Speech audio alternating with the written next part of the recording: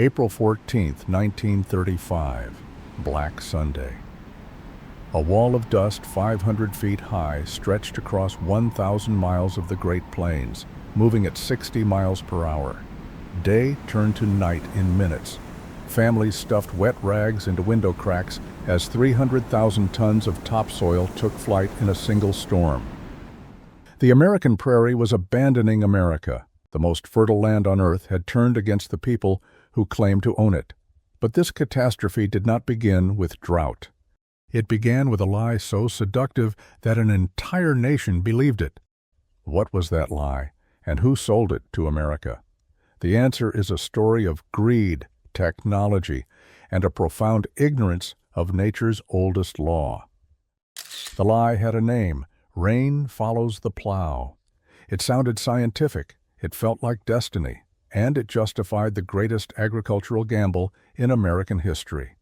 The theory emerged in the 1870s as railroad companies pushed westward into the Great Plains.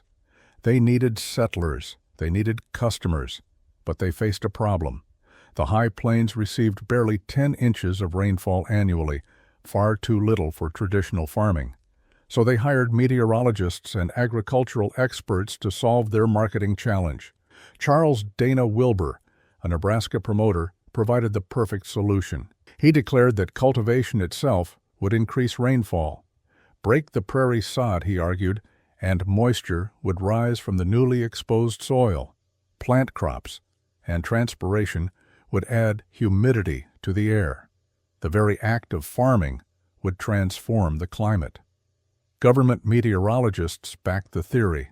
Samuel Augie of the University of Nebraska published studies claiming that rainfall had already increased in areas under cultivation. The timber industry promoted tree planting as a rainfall generator. Even the U.S. Geological Survey endorsed the concept, with Chief John Wesley Powell's earlier warnings about western aridity being dismissed by Congress and land boosters as overly cautious. The timing was perfect. World War I sent wheat prices soaring to unprecedented heights.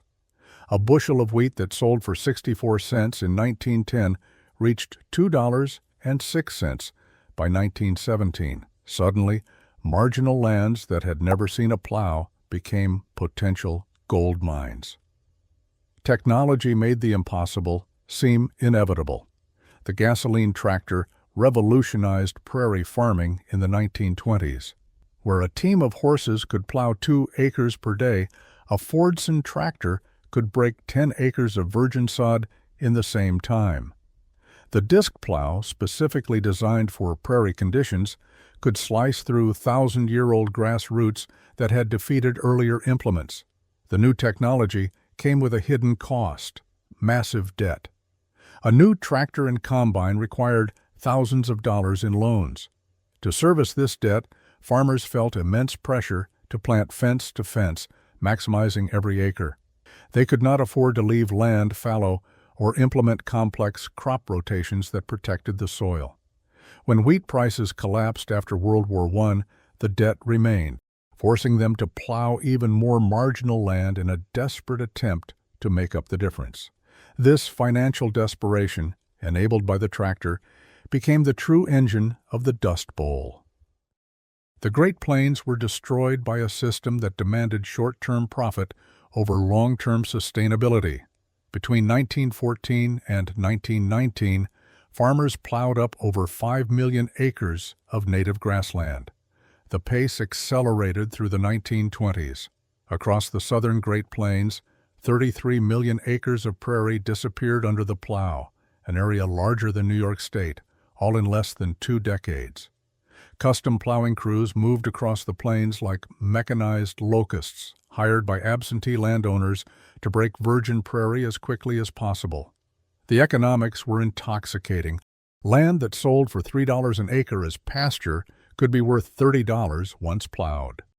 Between 1925 and 1930, wheat acreage in the Dust Bowl region increased by 2 million acres annually.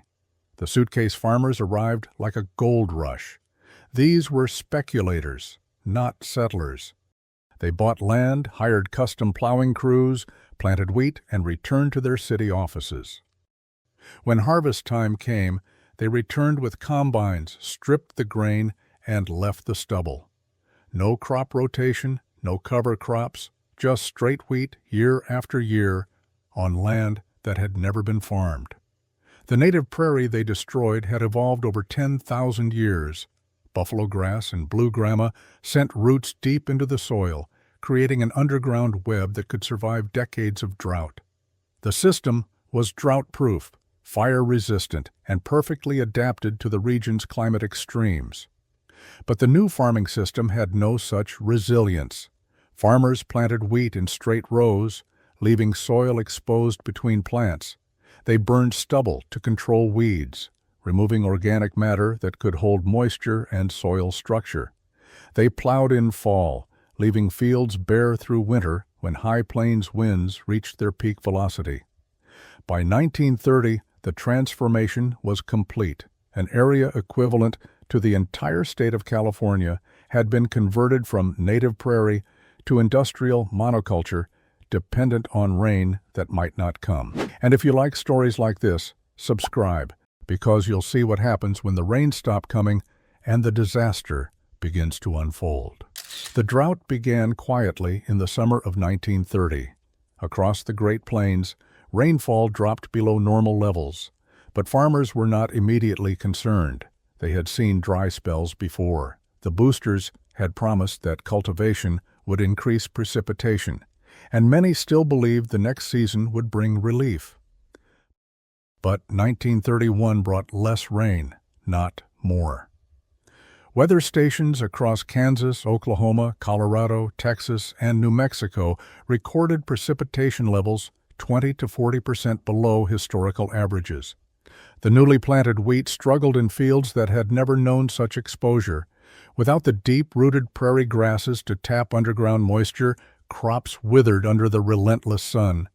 By 1932, the drought had intensified beyond anything in recorded history. The northern Great Plains experienced their driest year since 1895. Rainfall in western Kansas dropped to just 7 inches, less than half what wheat needed to survive.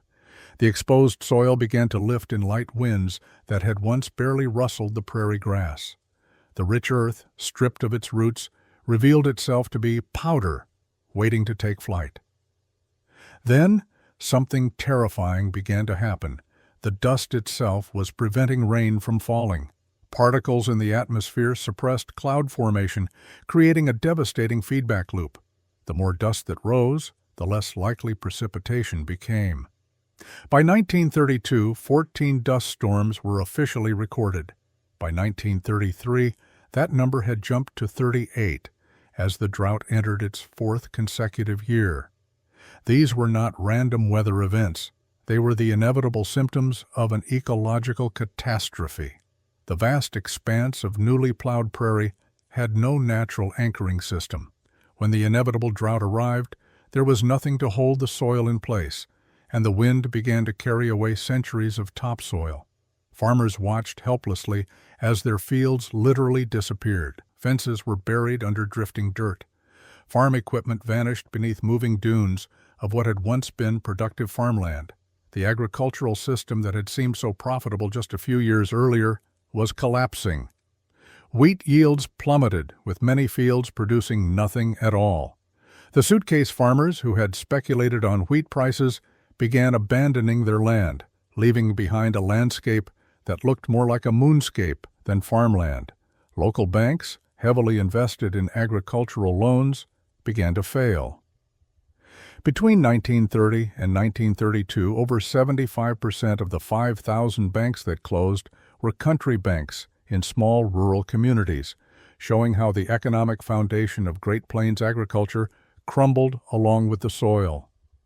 What the farmers could not yet grasp was that they were witnessing the early stages of an ecological collapse that would reshape American agriculture forever. The reality was brutal. The plow had destroyed the very systems that made life possible on the Great Plains. The morning of May 9, 1934, dawned clear across the southern Great Plains.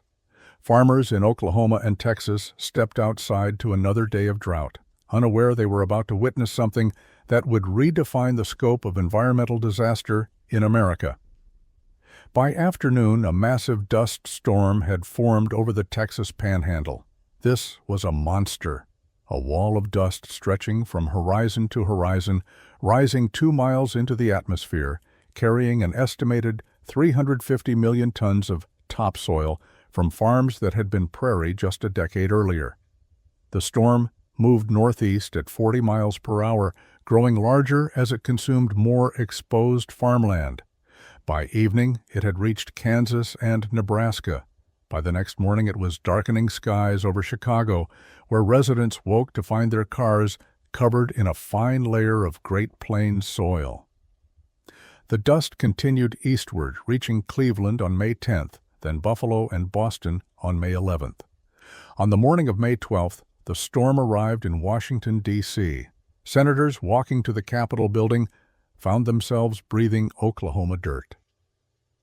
The dome of the United States Capitol disappeared in the dust.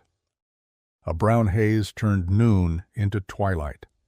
12 million pounds of Great Plains topsoil settled on Chicago alone, soil that had taken centuries to develop, gone in a matter of days. This single storm deposited measurable amounts of dust across every state east of the Mississippi River. Ships 300 miles out in the Atlantic Ocean reported decks coated with prairie soil. Even the Statue of Liberty was barely visible through the choking haze. The human cost was mounting rapidly. Hospitals reported a surge in dust pneumonia, lungs filled with fine particles of soil. Contemporary estimates suggested 7,000 deaths from dust-related respiratory failure. Children were particularly vulnerable, with schools closing for weeks and students wearing wet handkerchiefs over their faces. The storms followed a terrifying pattern. They typically began in the late afternoon when surface heating created powerful updrafts. Farmers learned to watch the northwestern horizon for the telltale brown wall that meant another storm was approaching. They had perhaps 30 minutes to secure livestock, close windows, and prepare for hours of darkness in the middle of the day. The psychological impact was as devastating as the physical damage.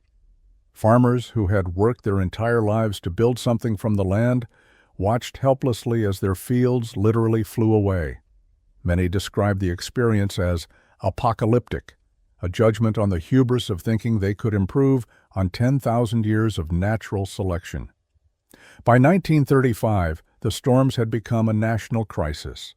Newspaper headlines from New York to Los Angeles tracked the movement. Dust clouds rolled across the continent. The federal government could no longer ignore what was happening on the Great Plains.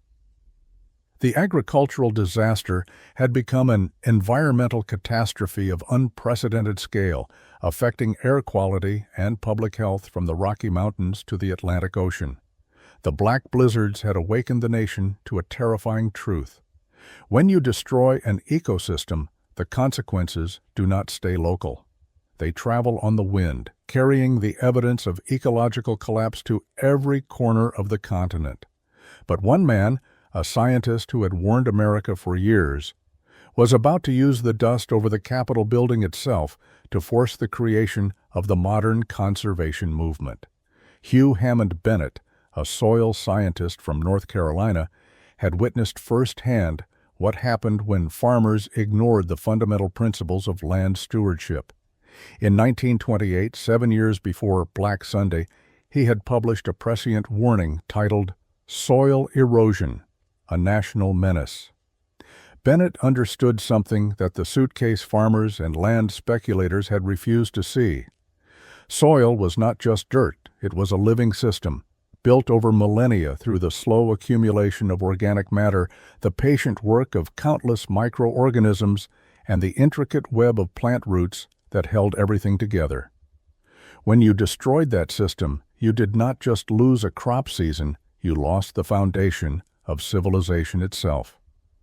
His timing could not have been better.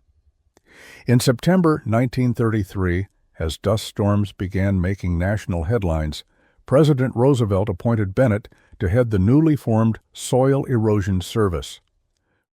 With a budget of $5 million, It was the federal government's first systematic attempt to address land degradation. Bennett knew he needed more than money. He needed to change how America thought about farming. Bennett was a master of political theater. In March 1935, he was scheduled to testify before Congress about the need for permanent soil conservation legislation. Knowing a massive dust storm was bearing down on Washington, he deliberately stalled his testimony. As senators grew impatient, the sky outside the Capitol began to darken. Dust from the Great Plains settled on the windows of the hearing room.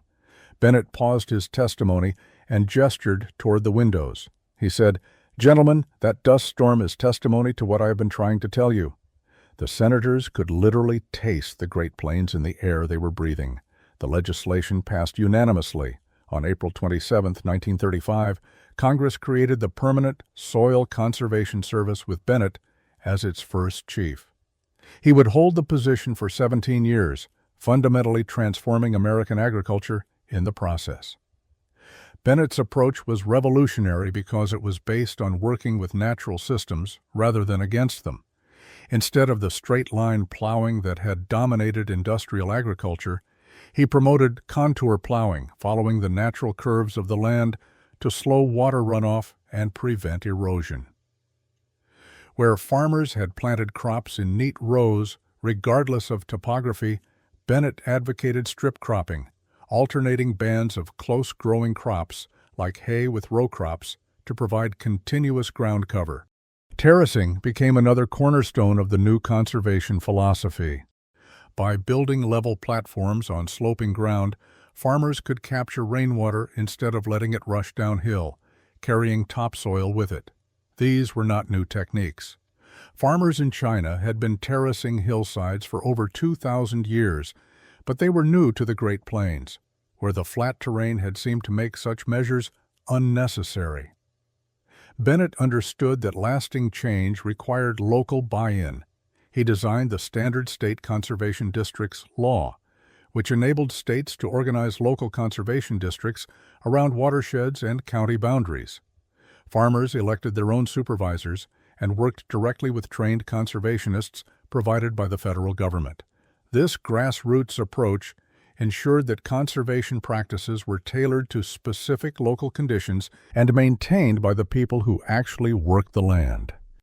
The results were dramatic. By 1938, just 3 years after the Soil Conservation Service was established, the amount of blowing soil across the Dust Bowl region had been reduced by 65%.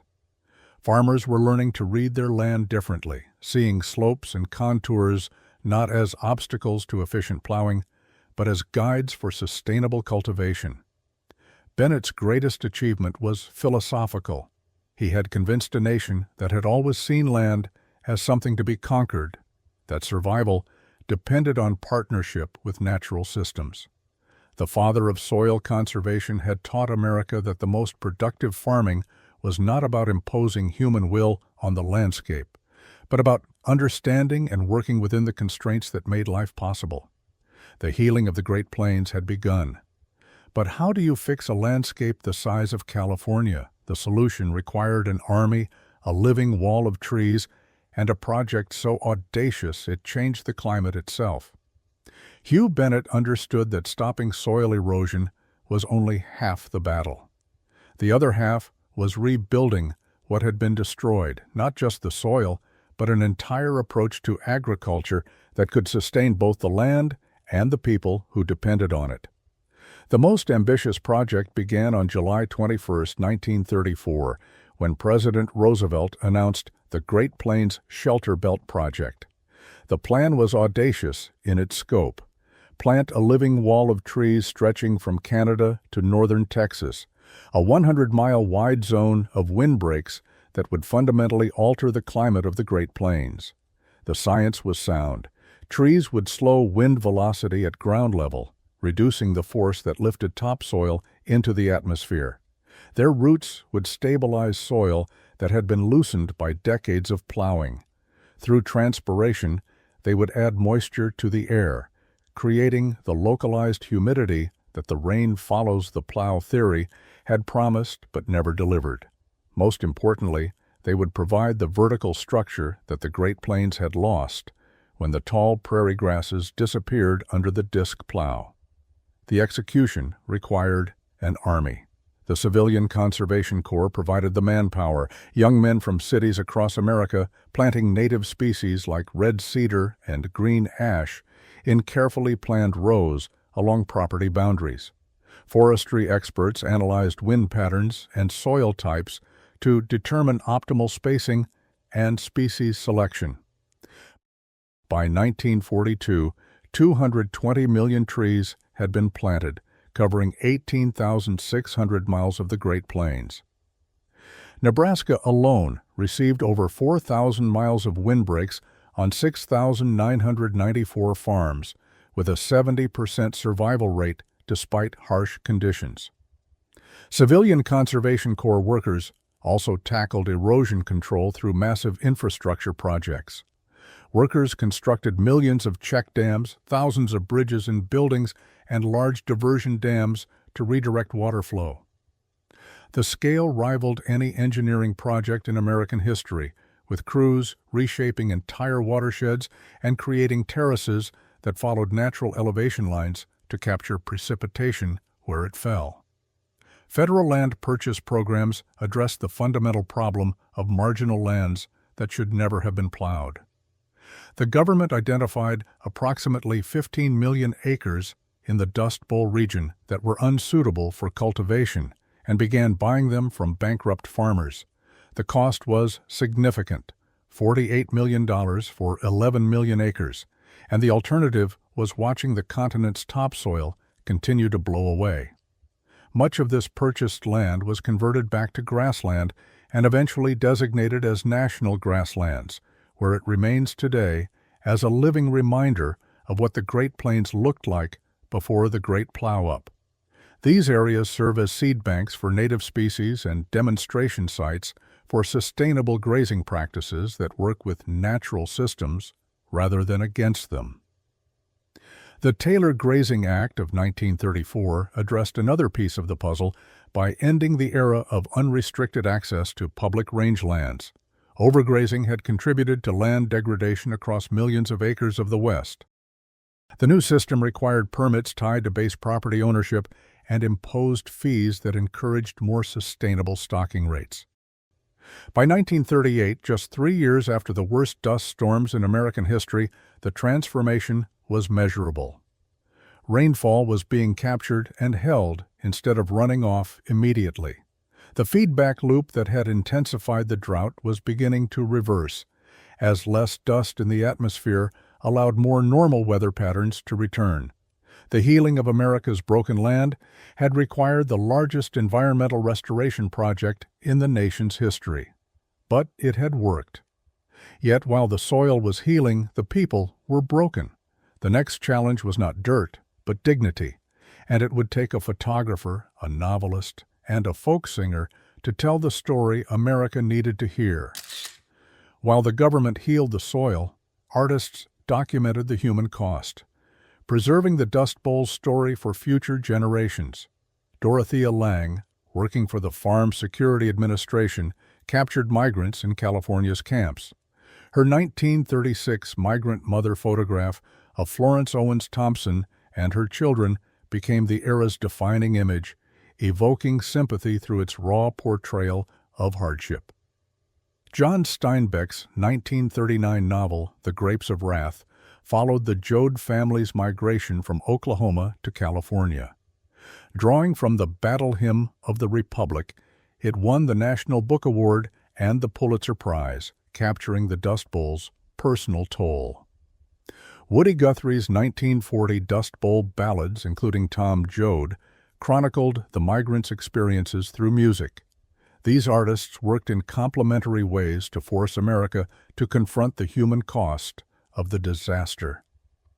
Lange's photographs showed the faces, Steinbeck's novel told the epic story, and Guthrie's songs gave voice to the people themselves. Together, they transformed abstract statistics about crop failures and soil erosion into an undeniable human tragedy that demanded a national response. Their work ensured the Dust Bowl's lessons would echo through generations, making the question unavoidable. Could America learn from this catastrophe, or would the same mistakes repeat themselves? The transformation that began in the dust clouds of the 1930s became the foundation of modern American agriculture. Hugh Bennett's Soil Conservation Service, renamed the Natural Resources Conservation Service in 1994, continues to operate today with the same mission, helping private landowners protect and improve their soil through voluntary conservation practices. The system of nearly 3,000 locally organized conservation districts established during the New Deal remains operational today. This grassroots approach has proven remarkably durable and effective. The conservation techniques pioneered in the 1930s evolved into modern precision agriculture. The straight-line thinking of industrial monoculture was replaced by a new philosophy of farming with the land's natural contours.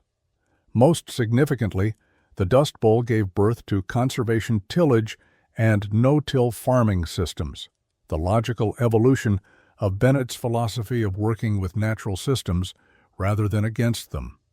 The results are measurable. Soil erosion rates on American cropland have decreased dramatically, and modern farmers have created agricultural systems more productive and sustainable than anything the Suitcase farmers could have imagined.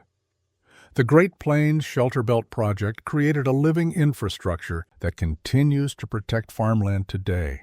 While some of the original tree plantings have been removed as farming practices evolved, thousands of miles of windbreaks still provide erosion control, wildlife habitat, and carbon sequestration across the region.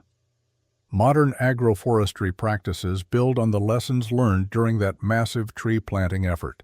The institutional framework created during the New Deal established principles that continue to guide federal agricultural policy.